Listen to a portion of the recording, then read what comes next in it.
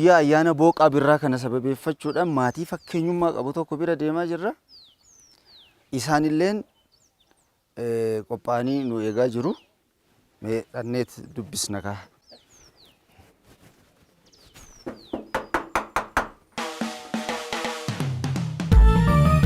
Ana kam jirtu nagaa jirtu ana dhufu jedhe ayyee kottaa kam jirtu nagaa jirtu kam jirtu kottaa seenaa galo kottaa seenaa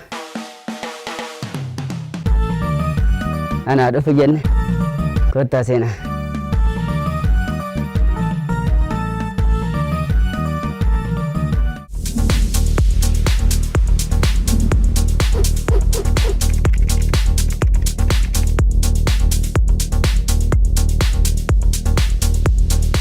Ashama ijoollee akkam jirtu warri mana keessan teessanii nu daawwachaa jirtan kun qophii yeroo maatiiti. Qophii yeroo maatii har'a isinii dhiyeessinuun mana maatii fakkeenyummaa qabu godina Shawaa Kaabaa magaalaa Fiichee keessatti argaman tokko bira jirra. Akkam jirtu? Akkam jirtu? Nagaa jirtu? Galata jiru. Nagaa jirtu? Akkam jirtu? Maatii Dr. Tafarii Dajuu bira jirra. Maatii Dr. Tafarii Dajuu fi aadde Tigist Habtaamuu waliin waan ijoollee isaanii haala ijoollee isaanii fi kunuunsanii guddisaa jiran barsiisaa jiran akkamitti akka duudhaadhaan ijoollee dagaagsaa guddisaa jiran kana waliin turtii goonaa. Baga booqaa birraatiin isin gahee guyyaa ayyaana booqaa birraa sababeeffachuun maatii Dr. Tafarii wajjin jirra. Hanga xumuratti nu waliin turaa jenna.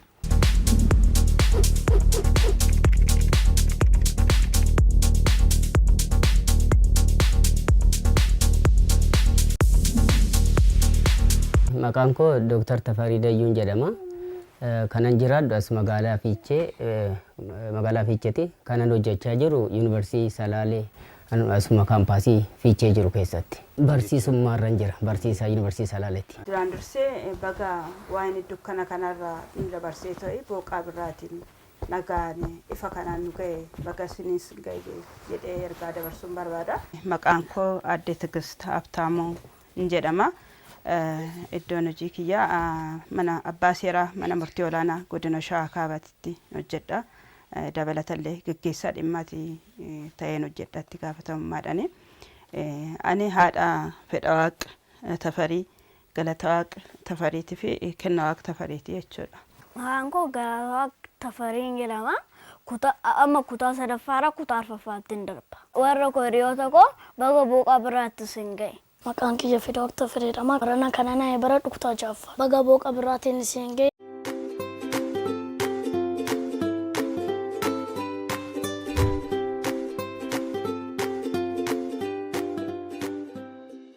Anis barsiisaa waan hin ta'eefu muuxannoo barruuf barsiisuu kanarrattis waan hin hirmaadhuuf haalummaan beekamtii qabuu fi dandeettii achirratti qabu fayyadamuun haala ijoolleen sadarkaa isaanii eeganii barnoota isaanii itti baratan wal qabatee sagantaa baasuudhaan barnoota isaan baratanii dhufan haala hordofuudhanii fi barnoota isaanii mana barnootatti xiyyeeffannoodhaan hordofan gochuu fi manattis hanga dandeenyu kaarikulamiidha alaa kan isaan barbaachisu barsiisuu meeshaalee kitaabolee barbaachisan hunda bitee dhiyeessuudhaan gargaarsa maatirraa eegamu hunda nan godhaaf. Baruuf barsiisuun kan nama tokko irratti mana barsiisaa yookiin mana barnootaatti irratti gatamu qofa odoo hin taane gaheen maatii gaheen abbaa ijoollee warri ijoollee baay'ee barbaachisaa waan ta'eef anis waan itti amanuuf yeroo baay'ee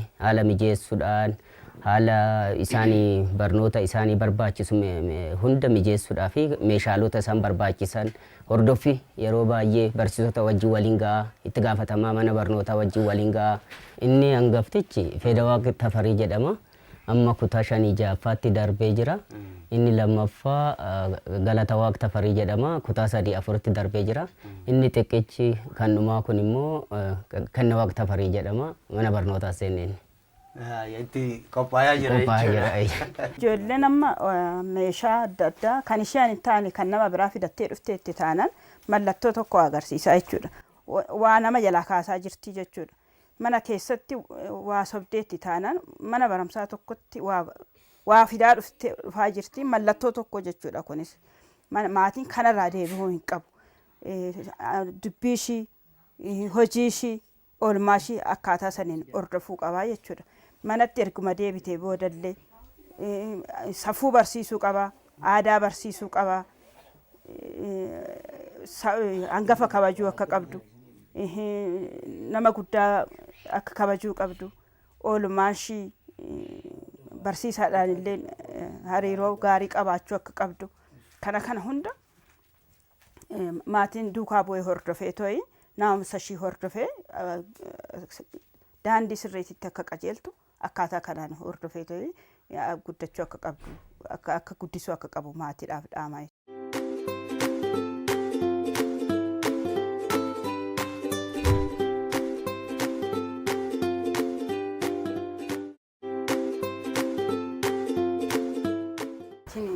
Ijoolleedhaaf gochuu wanni godhu nyaataaf dhugaatii qofa yaaduu fi miti dursee manaa ka'uu qaban jedha. Manaa gaafa ka'uu qabu namni garbuu facaafatee qamadii haammatu waanuma facaafate haammataa jechuudha. Ijoolleen maatii fakkaatti. Maatiin immoo ijoollee akkaataa itti qaru manaa ka'aa jechuudha. Namni fakkeenyaaf mana keessatti hin soba taanaan, waa dhuska taanaan, namaa wal lola taanaan, ollaatti waan hin taane wajjin waan badaa agarsiisa taanaan soba ijoolleen maddiidhaan nama ilaalti. Ofii waan yaraa hojjechaati ati gaarii ta'e jechuun hin danda'amu. Dura ofii waan gaarii wanna feellee amala badaa abbaan haa qabaatullee aarsaa kaffaluudha daa'ima ofiitiif jechuudha. Daa'imni sun na bira jirti immoo hin jirtu jedheellee of eeguu of to'achuu qaba manumaa ka'ee jechuudha. Ala gaafa baate immoo amma alaatitti oolmaa ishii maal hojjechaa akka oolte namatti hima wanti baay'eetu jira. Fakkeenyaaf amma mana barumsaa gaafa erginee dhufna ijoolleen miirri ishii namatti hin tolle hoo barbaadde yuunifoormii baattee akkanatti kashaarratti baattee dhufti. Sun milikkita tokko rakkatteeti immoo nama waan taane argiteeti immoo ergaa tokko dabarsa waan ta'eef hordofuu qaba. Mana keessatti waan waliin haasa'an waan waliin hojjetan soba tokko irratti qabataniiru taanaan fakkeenya tokko namatti agarsiisa waan ta'eef irraa deebi'uu hin qabu jechuudha maatiin hordofuu qaban.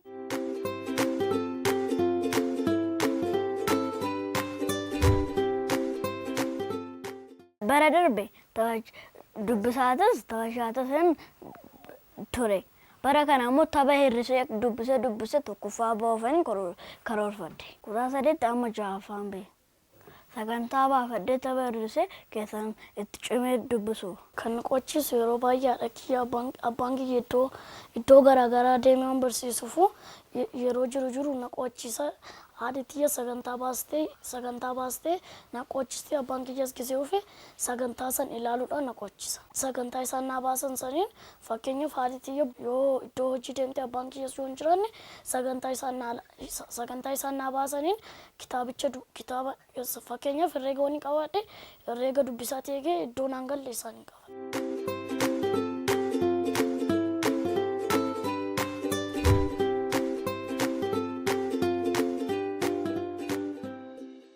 Warri abbaan amma waan bakkee biraa deddeemuuf kana achumarraan kana naabitii ittiin fayyadamaa mana barumsaatti na barbaachisa kitaaba naabitii irraa hin dubbisee godhaa jedhee kan na barbaachisu abbaan kiyyaas naa bita. Harmeen immoo iskirbiittoo daftara kan kana gizee inni deddeeme nuu bibbittee fi nu dubbisistis gizee yeroo dheeraa torbaniif haa gizee deeme. Abbaan kiyya yeroo baay'ee iddoo garaagaraa waan deemuufu gizee iddoo garaagaraatti dhufu kitaabilee gargaarsaa garaagaraa naa bitee.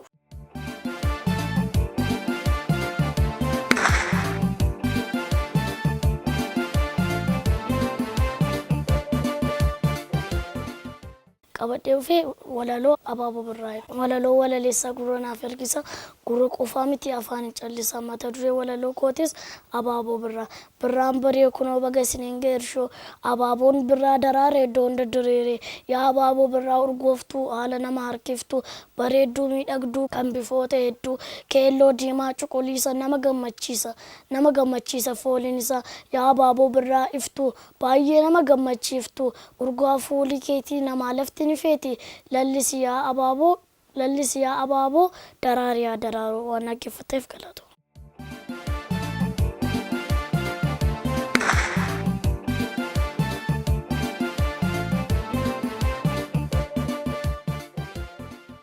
Walaloo walaleessaa gurra na harkisaa gurra qofaa miti afaan hin callisaa mata dureen walaloo kiyyaas mana barumsaa dirree beekumsaa aabaa jettee nu barsiistee karaa nutti agarsiistee nu gorsitee nu tolchitee baraa irra nu oolchitee nu gammachiiftee nu taphachiiftee beekumsa nu qabachiiftee sammuu fi qaama nu guddiftee dubbistee nu jiraaddu yaa mana barumsaa. Guddina keenyaaf situ nu kaa'umsa.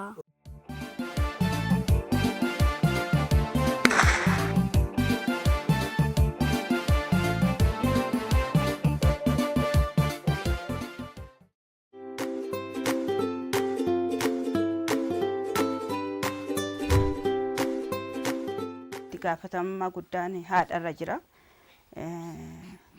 Daa'umsarraa qabee hanga erga isaan dhalatanii qabee itti gaafatamummaa guddaan haadhumarra jira ijoollee biratti jechuudha. Duratti dooktarri isin ibsaniiru yeroo caalaa ijoollee kana faana anumatu dabarsa. Waa baay'eetu jira rafiitii ishiitirraa qabee nyaata ishiitirraa qabee uffannaa ishiitirraa qabee mana barumsaa ishiititti erguudhaa qabee achi mana barumsaatii erga dhufte immoo akkamitti oolte maal barachaa oolte kan jedhu san hordoffii guddaan haadhumarraa eegamaa jechuudha. Galanni Waaqaa hin badinii kophaa kiyyaa miti ijoollee firaa waliin barsiisee guddisullee hin jira. Isaanillee baay'ee na gargaaru isaan faana walumaan taaneeti kan nonno jedhu akka haadhatitti waa baay'ee narraa eegama baay'ee. Amma ijoollee jechuun piroojeektii tokko kaayyoodha. Kaayyoon qabu san daa'ima argachuuf kaayyoo godhee argadheera. Isaan argadhisan immoo guddisuun dirqama kooti. Erga rabbi namaa kenne immoo guddisuun dirqama kooti. Itti gaafatamummaa guddaa qabdi dubartiin tokko dhaloota kana biyyaafis ofiifis anaafis bu'aa buusuu qabdi jechuudha. Waan ati hojjettu immoo bu'aa buusuu qaba. Kana hunda yaadetananiidha ijoollee kana hordofu rafiitii ishiitirraa kaatee isaan tuna caalaa rafaa dammaqeen eegaa itti gaafatamummaa haadha bira jiru ibsuu barbaadetanani.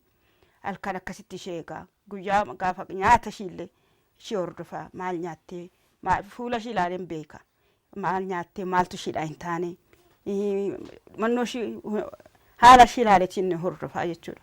Akkaataa saniin erga isa hundumaa xumuree erga kaatee sanii booda immoo barumsa ishee waan ishee barbaachisu ganama gara barumsaatti gaafan ergummoo wantoota barbaachisu san hundumaa guutuu isaan hordofee tana boorsaa isheetirraa nyaata isheetirraa qabee namatti hin gatu. Namni godhee fira jedhee ijoolleen firaa jira isiniin jedheera. Isaan godhanii fira jedhee ta'e irraa mi fagaadhu. Yaadanis qaamanis laalee sakattee hundumaa godhee raawwadhee tana ergan isaan geggeessee booda iddoo hojii koo deemaa jechuudha. Achi gaafan dhufe immoo sammuudhaan baay'ee bakkan hojii jirullee taa'ee nan hordofa. Bilbila barsiisota isaanii nan qaba. Yaan hiriyoota isaanii illee jiraate environmentii isaanii asas akkaataa itti gochuu danda'u hunda ishee of harkatti information filadhee tana waa tokko uumamteeti taanan akkasuma naannoo jedhama qaama nan daddafee bira gahaa jechuudha. Akkaataa isaanii odoo addaan hin citiin odoon hin nuffin maaliif nama nuffisiisuu danda'a nama dadhabsiisuu dandeessi garuu immoo bu'aa ishiin buustu san kaayyoo ati qabattee kaatee saniif piroojeektiidha waan ta'eef irratti hojjettee bu'aa buusuu waan miidhagaa san hojjechuu qabda waan ta'eef akkaataa saniitiinidha kanan ijoollettii hordofuu jechuudha. Sana booda isaan erga barumsa isaanii baratanii sa'aatii itti dhufan sanitti immoo asitti haala mijeessee fiitan deema. Mijeessee ergan deeme achi akkuman dhufeen akkuma hojiidhaa dhufeen immoo maal baratanii akka oolan nyaata isaanii nyaataniiru moo hin nyaanne maal dura nyaata isaanii nyaatanii ooluu isaanii mi'a isaanii tan sakattaa nyaataniiru taanan ishoo jedhee waggara biraatitti darbaa hin nyaanne taanan maaliif hin nyaanne jedhee gaaffii koo isallee nan dhiyeessaa.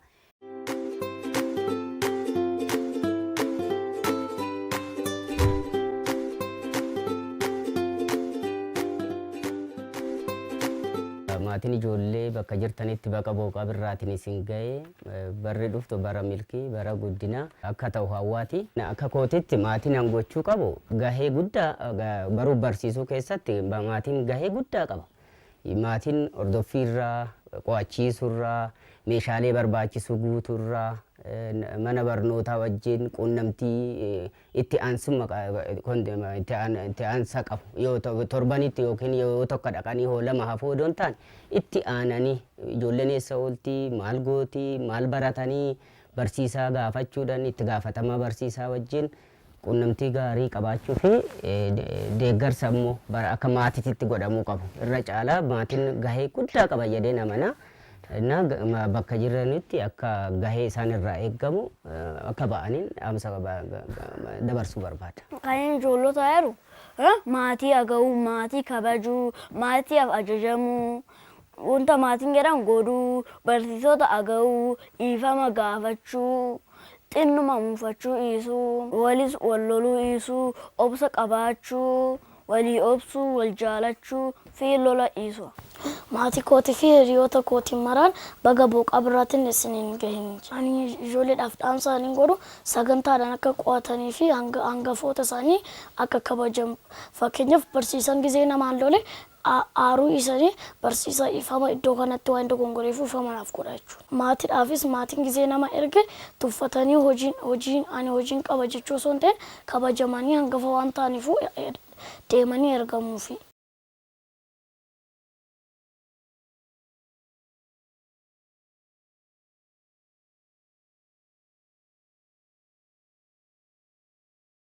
Egaa ka ijoollee jalqaba haga xumuraatitti maatii Dr. Tafarii waliin turree nu hordofuu keessan ulfaadhaa galatoomaa jenna. Baga booqaa birraatiin isin gahe maatiin Dr. Tafarii waa hedduu isinii qoodaniiru jenna. Maatiin mana keessan teessanii nu hordofaa turtanis fakkeenya maatii fakkeenyummaa qabu kanarraa waa hedduu barattan jenneet abdii qabna. Qophii keenya yeroo maatii ayyaana booqaa birraatti sababeeffachuun isiniif dhiyeessaa turre kanumaan xumurraa. Kan isiniif qopheesse Anusmaan Qumbiiti. Na waliin kan turtes Faasikaa Dameeti. Akkasumas ogeessi kaameeraa Takkaalliin Obsaati. Shufeerri keenya yookaan konkolaachisaan keenya immoo Caalaa Shifarraati. Torban sagantaa wal fakkaatuun walitti deebina. Hammasitti nagayatti jenna. Nagayatti.